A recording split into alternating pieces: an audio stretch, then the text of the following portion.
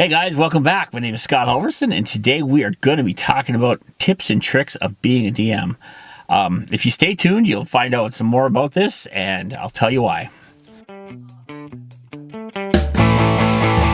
So, I had a guy, or a friend, or a customer, or whatever. He messaged me through Facebook, through my business, and said, hey, you know what? So-and-so has taught me a little bit about being a DM, and if you had any more tips, I would love to hear about it. So here I am. I'm going to make a quick video, hopefully before it gets too dark, about how to be a DM and things that I use when I'm being a DM, and some of my tips and some of my tricks and some of my things I'm always thinking about when I'm a DM. First and foremost, don't be an ultimate dictator, because nobody really likes that in a campaign. Players get this power-hungry trip, like, I'm going to get them, I'm going to kill them. Your ultimate goal is not to kill the players.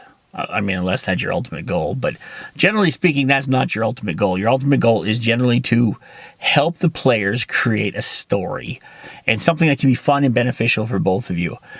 Yes, and in my days, I had hack and slash dungeons where it was me challenging them to beat me. And as a DM, it's almost impossible for them to beat you, because you have unlimited power with monsters and summoning things, and you can do whatever you want.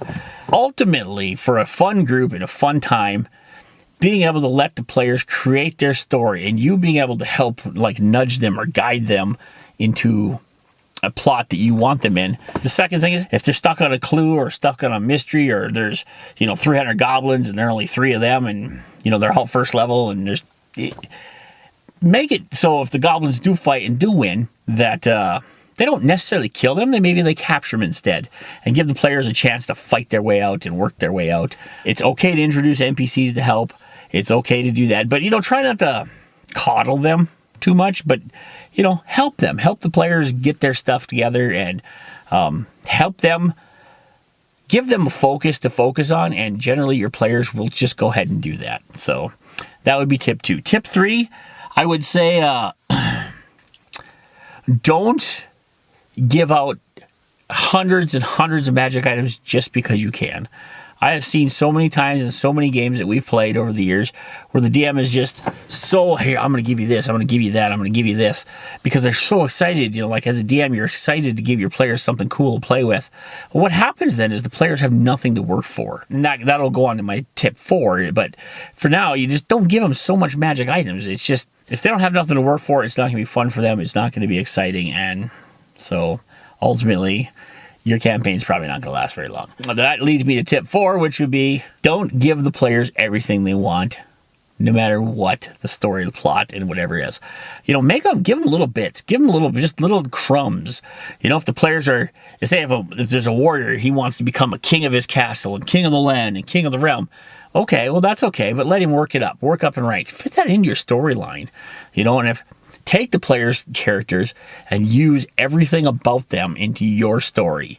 Because ultimately, you can create a story, but if your players aren't interested in the story, it doesn't matter. So what I do is the characters will be made up, they'll make backgrounds, and I like to use players' backgrounds. Now, there's some exceptions to this rule, and we'll get to that. But for the most part, if I'm running a homebrew campaign, I use the players' backgrounds, and say if I have a story where they have to go save the queen, for instance, then I will try to fit all their players' characters' backgrounds into that plot to get what's called an adventure hook, to get them to go ahead and follow that story. And so, yeah, that's how I do that. I like to get those players into that and just kind of let them feed into it. But what you're doing is you're kind of manipulating the situation a little bit, because you're making the player believe that that was their choice by hooking them into an adventure, and they're like, oh yeah, well, we got to obviously go do this. I mean, I'm the warrior that wants to become a knight so I can become a king at some point. Well, I gotta go save the queen, right? So, and then maybe one day I'll marry the princess and I get to be the king. Ta-da. Okay, but the only time that you wouldn't be able to do that now is if you're running a module. And modules have been the staple of D&D in many different many different RPGs over the years. Modules are fantastic. You do not ever want to say that they're not, because they give you a pre-built story, and usually there's some kind of confine of what they do.